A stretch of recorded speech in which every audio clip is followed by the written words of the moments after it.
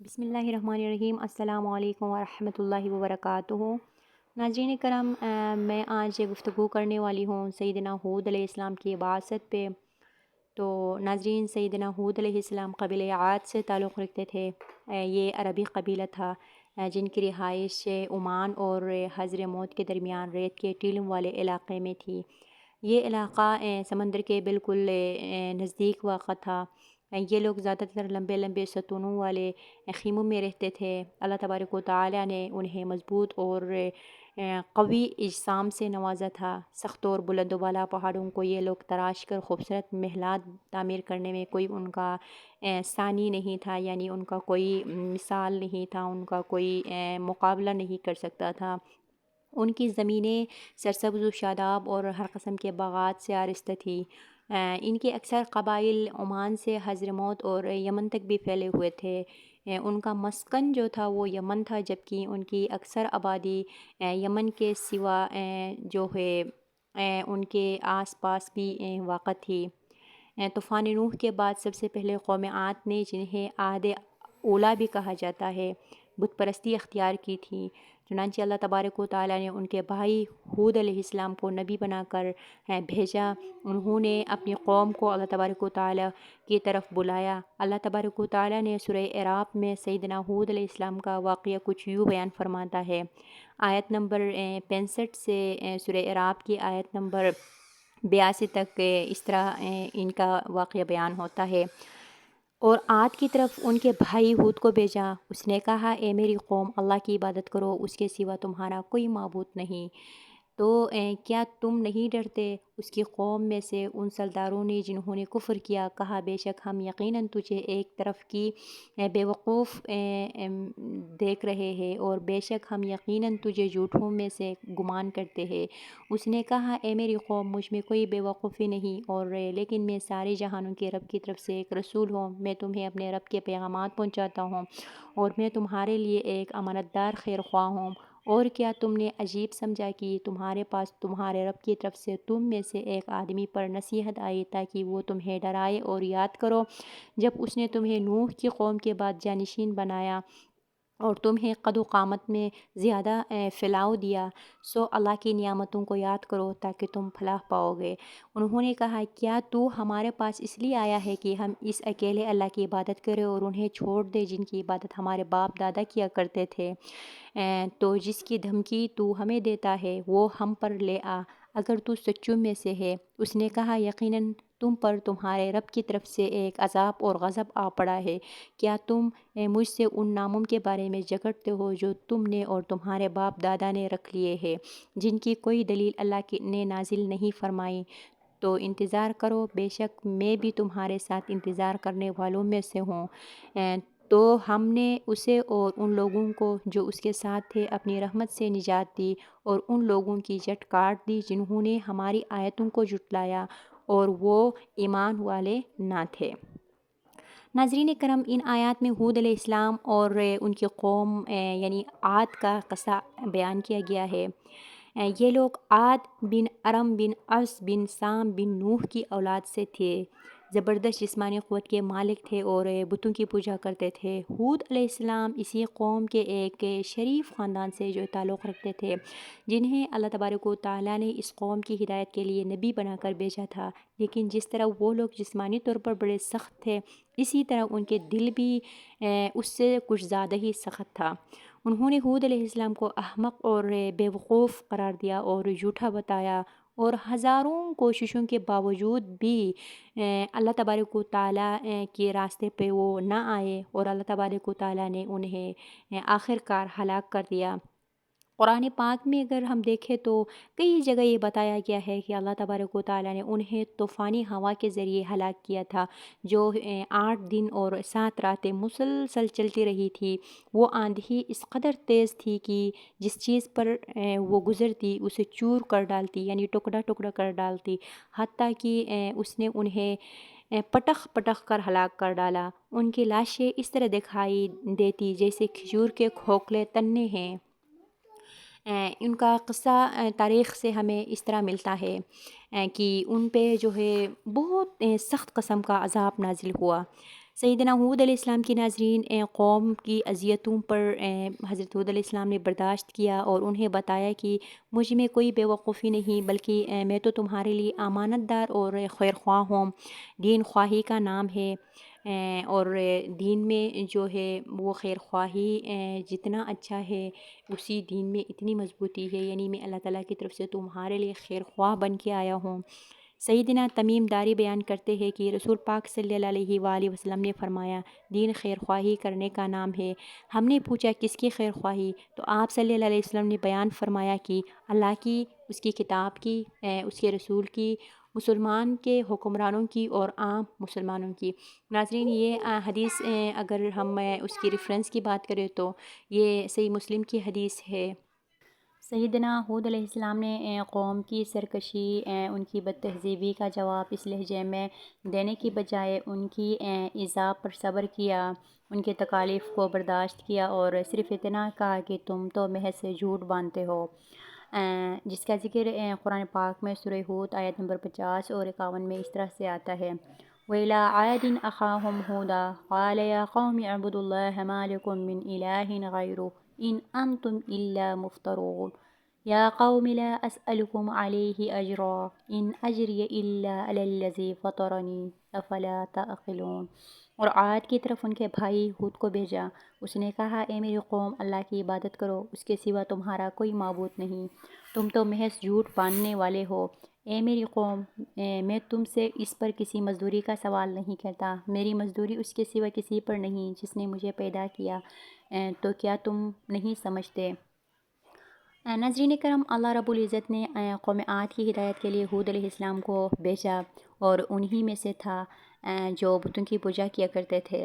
ہود علیہ السلام نے اپنی قوم سے کہا کہ اے میری قوم کے لوگوں، اللہ کی عبادت کرو جس نے تمہارا جینا مرنا اور تمہاری روزی سب کچھ تمہیں مہیا کر دیا، اور تم اس کو چھوڑ کر بتوں کی پرستش کر رہے ہو، حالانکہ اللہ تبارک و تعالیٰ ہی اعلیٰ ہے۔ بتوں کی پوجا کرنے سے اللہ رب العزت کے ساتھ شرک ہوتا ہے، یعنی ہر طرف سے ان کو دین کی تبلیغ کیا کرتے تھے۔ اور ہود علیہ السلام نے اپنی قوم کو مزید نصیحت کرتے ہوئے فرمایا کہ اللہ رب العزت سے اپنے گناہوں کی معافی مانگو اور اس کی طرف پلٹ آؤ، جس کا ذکر بھی سورہ ہود ہی میں آیت نمبر 52 میں آتا ہے، وَيَا قَوْمِ اسْتَغْفِرُوا رَبَّكُمْ ثُمَّ تُوبُوا إِلَيْهِ يُرْسِلِ السَّمَاءَ عَلَيْكُمْ مِدْرَارًا وَيَزِدْكُمْ قُوَّةً إِلَىٰ قُوَّتِكُمْ وَلَا تَتَوَلَّوْا مُجْرِمِينَ۔ اور اے میری قوم، اپنے رب سے بخشش مانگو، پھر اس کی طرف پلٹ آؤ، وہ تم پر بادل بھیجے گا جو خوب برسنے والا ہوگا، اور تمہیں تمہاری قوت کے ساتھ اور زیادہ قوت دے گا، اور مجرم بنتے ہوئے نہ منہ موڑو۔ ناظرین کرم، دعوت توحید کے بعد حضرت ہود علیہ السلام نے انہیں اللہ کے حضور توبہ اور استغفار کی بھی دعوت دی، اور کہا کہ اگر تم لوگ شرک سے باز آؤ گے تو اللہ کے دین پر عمل پیرا ہو جاؤ گے، وہ تمہارے کھیتوں اور باغات کے لیے خوب بارش برسائیں گے، اور تمہاری مال اور تمہاری اولاد کے ذریعے تمہاری قوت میں مزید اضافہ کرے گا۔ جیسا کہ میں نے آپ کو بتا دی تھی کہ یہ لوگ کھیتوں اور باغات کے مالک تھے اور بڑی زبردست جسمانی قوت کے مالک تھے، اس لیے اللہ رب العزت نے انہیں کثرت قوت میں اضافے کا بھی وعدہ کر کے ان کو ایمان کی ترغیب دلائی۔ اس کے بعد کہا کہ دیکھو، اگر تم لوگ میری دعوت سے اعتراض کرو گے اور اپنے کفر پر اصرار کرو گے تو اللہ کی نگاہ میں تم بڑے مجرموں میں سے ہو جاؤ گے۔ ناظرین کرم، سیدنا ہود علیہ السلام کی بتوں کی پوجا کرنے والی قوم نے ہر قسم کے دلائل کے باوجود دعوت دین کی طرف بالکل بھی دھیان نہ دی۔ انہیں اللہ کے سوا اپنے بتوں پہ زیادہ یقین تھا۔ وہ جو ہے بتوں کی پوجا میں غرق اور آباء و اجداد کے رسم و رواج کی تقلید میں جو ہے اندھے ہو چکے تھے۔ حضرت نوح علیہ السلام کو اپنی عناد کی وجہ سے تمام دلائل سے انکار کر دیا، اور دانستہ جھوٹ بولتے ہوئے کہا کہ اے ہود علیہ السلام، چونکہ تم اپنی صداقت پر اب تک کوئی دلیل نہیں پیش کر سکے، اس لیے ہم تمہارے باتوں میں آ کر اپنے معبودوں کی پوجا کو نہیں چھوڑ سکتے اور تم پر ایمان نہیں لا سکتے۔ انہوں نے یہ بھی کہا کہ ہم تو یہ سمجھتے ہیں کہ تم ہمارے معبودوں کی عیب جوئی کرتے رہتے ہو، اس لیے ہمارے کسی معبود نے تمہیں جنون میں مبتلا کر دیا ہو۔ جس کی وجہ سے تم ایسی بہکی بہکی باتیں کرتے ہو۔ ہود علیہ السلام نے انہیں ایسا جواب دیا جس سے معلوم ہوتا ہے کہ انہوں نے ان کافروں کی باتوں پر کوئی پرواہ نہیں کی، اور کہا کہ ان کا اعتماد جو ہے صرف اللہ پر ہے، وہی ان کی حفاظت کرنے والا ہے۔ اور سب سے جو ہے یہ کہا کہ آپ سارے مل کے بھی میرا کوئی بال ٹیڑھا نہیں کر سکیں گے، کیونکہ میرا جو ہے اللہ تبارک و تعالیٰ پر پختہ یقین ہے۔ حضرت ہود علیہ السلام ناظرین قوم سے مزید کہتے ہیں کہ میں اپنے رب پر توکل کرتا ہوں جو میرا بھی رب ہے اور سب کا رب ہے، جس کا ذکر سورہ ہود آیت نمبر 56 میں اس طرح ذکر آتا ہے: انی توکلت علی اللہ ربی و ربکم ما من دابت الا هو آخذ بناصیتها ان ربی علی صراط مستقیم۔ بے شک میں نے اللہ پر بھروسہ کیا جو میرا رب ہے اور تمہارا رب ہے، کوئی چلنے والا جاندار نہیں مگر وہ اس کی پیشانی کے بالوں کو پکڑے ہوئے ہے، بے شک میرا رب سیدھے راستے پر ہے۔ ناظرین کرم، ہود علیہ السلام نے کہا کہ میں نے تو اس رب پر بھروسہ کر لیا ہے جو تمہارا بھی رب ہے اور میرا بھی رب ہے، اس لیے تم مجھے کوئی تکلیف نہیں پہنچا سکو گے۔ زمین پر پائی جانے والی ہر چیز ذی روح کا وہی مالک ہے، اور ہر چیز پر وہ قدرت رکھتا ہے، جس طرح چاہتا ہے اس کا وہی کر دیتا ہے۔ میرا رب اپنے ملک و سلطنت میں بڑے عدل و انصاف کے ساتھ تصریف کرنے والا ہے، وہ ظلم کو گوارا نہیں کرتا ہے، اور تم ظالم ہو اس لیے وہ تمہیں مجھ پر غالب نہیں ہونے دے گا۔ ناظرین مقصد یہ ہے کہ اللہ تبارک و تعالیٰ نے شرعی عقیدے اور شرعی احکام میں تمہیں اختیار دیا ہے کہ مانو گے تو انعام پاؤ گے، نہ مانو گے تو مارے جاؤ گے۔ اس پر تم اکڑ گئے ہو اور اپنے آپ کو ہر طرح مرضی کا مالک سمجھ لیا ہے، اس کی گرفت میں ہے، اور وہ اس کی مرضی کے بغیر ہل بھی نہیں سکتے۔ اب تم جس طرح شرعی احکام میں اپنا اختیار غلط استعمال کرتے ہوئے اکڑ کر کہتے ہو تم اللہ کو نہیں مانتے، ہمارا داتا فلاں اور دستگیر فلاں ہے، ہم رسول کو نہیں مانتے، ہمارا سائے مرشد فلاں ہے، اگر واقعی تم ایسے ہی آزاد ہو تو ان کے احکام پر بھی اکڑ کر دکھاؤ جس میں وہ کن فیکون ہے، وہ جس چیز کا ہونے کا کہتا ہے وہ فوراً ہو جاتا ہے۔ یا جب بیمار ہوتے ہو تو یہ کہہ کر دکھاؤ کہ کوئی ہمیں بیمار نہیں کر سکتا، کوئی ہمیں بوڑھا نہیں کر سکتا، کوئی ہمارے بال سفید نہیں کر سکتا۔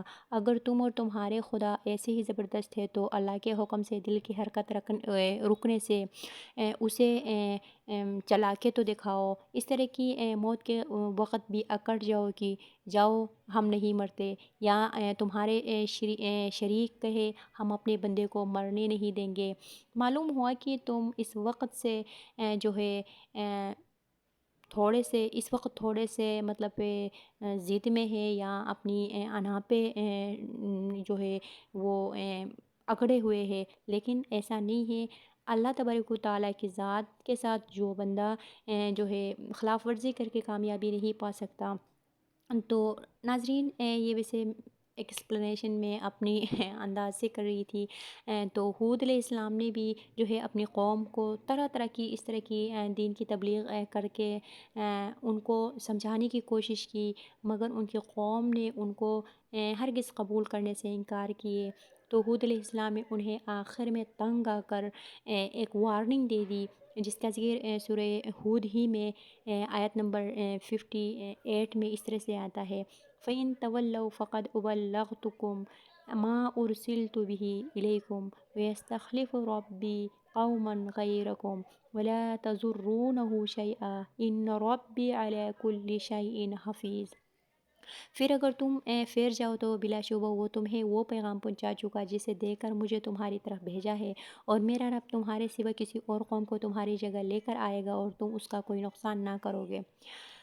بے شک میرا رب ہر چیز پر اچھی طرح نگہبان ہے۔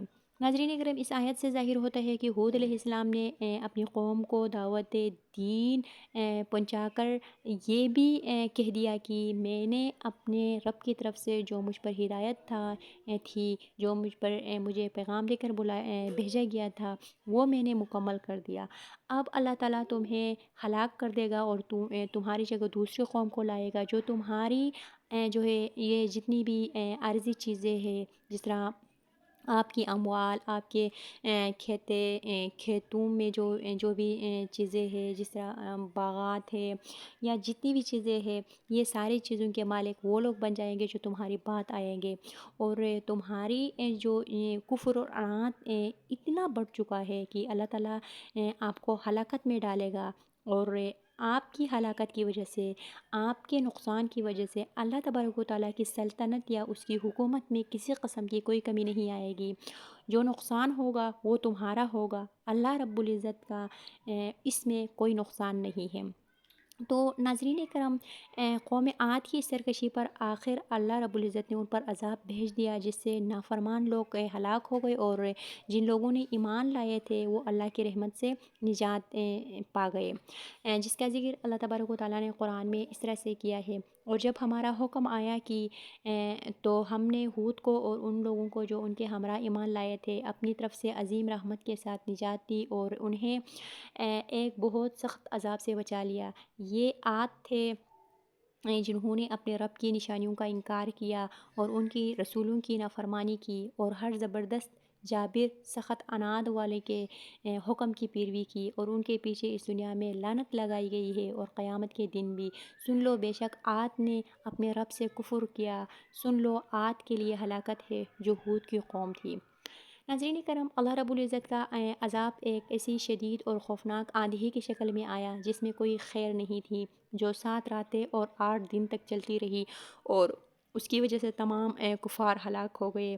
اللہ رب العزت نے ہود علیہ السلام اور ان کے مسلمان ساتھیوں کو بچا لیا، اور انہیں قیامت کے دن عذاب جہنم سے بھی نجات دے گا۔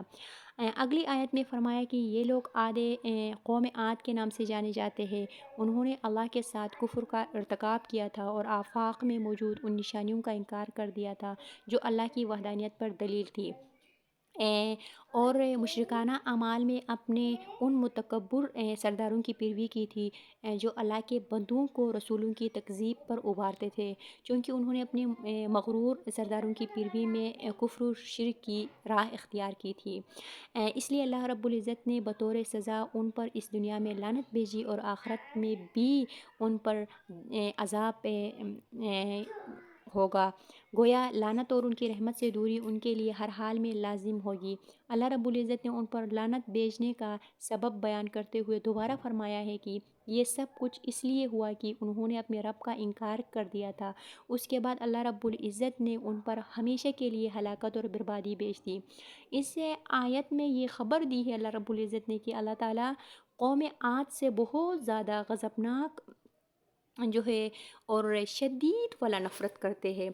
ناظرین، اور اللہ تبارک و تعالیٰ کی سنت ہے کہ وہ ظالم کو مہلت دیتا ہے لیکن جب پکڑتا ہے تو پھر ہلاک کر دیتا ہے۔ صحیح بخاری کی روایت ہے، سیدنا ابو موسیٰ اشعری رضی اللہ عنہ بیان کرتے ہیں کہ رسول پاک صلی اللہ علیہ وسلم نے فرمایا، بے شک اللہ عز و جل ظالم کو مہلت دیتا ہے، پھر جب پکڑتا ہے تو اس کو نہیں چھوڑتا۔ آخر میں بس یہی دعا کرتے ہیں کہ اللہ تبارک و تعالیٰ ہم اور ہماری نسلوں کو اس طرح کی نافرمانی سے بچا لے، اور ہمیں اللہ تعالیٰ اپنے احکام پر عمل پیرا ہونے کی توفیق عطا فرمائے۔ آمین یا رب العالمین۔